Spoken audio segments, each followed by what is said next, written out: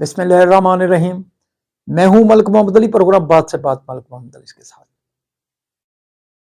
बानी तहरीक इंसाफ इमरान खान ने एक बार फिर कदम उठाया है। जुनैद अकबर जो कि कौमी असम्बली की चेयरमैन पब्लिक अकाउंट्स कमेटी के चेयरमैन मुंतखब हुए थे, एक बार फिर इमरान खान ने अपने उस साथी को उस ओहदे से हटा दिया है। क्यों हटाया है, क्या वजूहात सामने आई हैं, आज के प्रोग्राम में इसी मौजू पर बात होगी। और प्यारे दोस्तों, जिन दोस्तों ने अभी तक हमारे चैनल को सब्सक्राइब नहीं किया, बराए मेहरबानी वो हमारे चैनल को सब्सक्राइब भी करें, लाइक भी करें और शेयर भी करें। बानी तहरीक इंसाफ इमरान खान ने चंद माह कबल वजीर आला KPK अली अमीन गंडापुर जो कि KPK के तहरीक इंसाफ के प्रेसिडेंट थे, उनसे ओहदा लेकर जुनैद अकबर को KPK तहरीक इंसाफ का सदर बनाया, कुछ जिम्मेदारियां सौंपी, बड़ी सारी बातें भी होती रहीं और कहा जाता रहा कि जुनैद अकबर तहरीक इंसाफ को बड़े मुकाम पर ले जाएंगे। जो काम ऐसे तहरीकी हवाले से अली अमीन गंडापुर नहीं कर सके, वो जुनैद अकबर करेंगे। बड़ी बातें हुई, तरह तरह की बातें हुई, इस बारे में बड़े सारे तजिए पेश किए जाते रहे।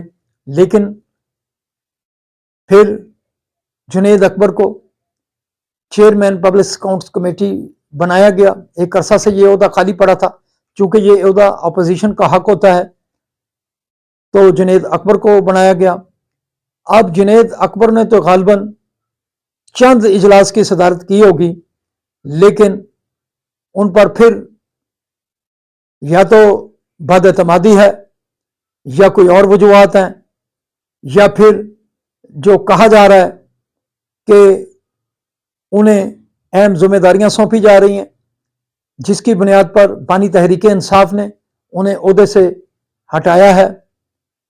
अब कहा जा रहा है कि बानी तहरीक इंसाफ ने खालिस्तन तहरीक चलाने के लिए जुनैद अकबर को ओहदा छोड़ने के लिए कहा है कि जुनैद अकबर के मतलब कहा जाता है कि वो आम में बड़ी ग्रिप रखते हैं KPK के अंदर, तो KPK के अवाम को ग्रूम करने के लिए, KPK के अवाम को सड़कों पर लाने के लिए जुनैद अकबर को आजमाया जा रहा है।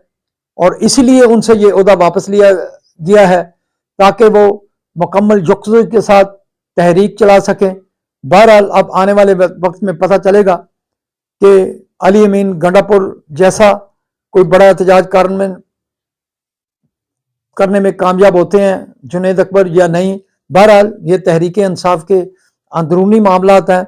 आने वाला वक्त बताएगा कि जुनैद अकबर को अगर ये जिम्मेदारी सौंपी जाती है तहरीक की, तो वो उस तहरीक में कितना कामयाब होते हैं। सलाम पाकिस्तान, सलाम ओवरसीज, अल्लाह हाफिज।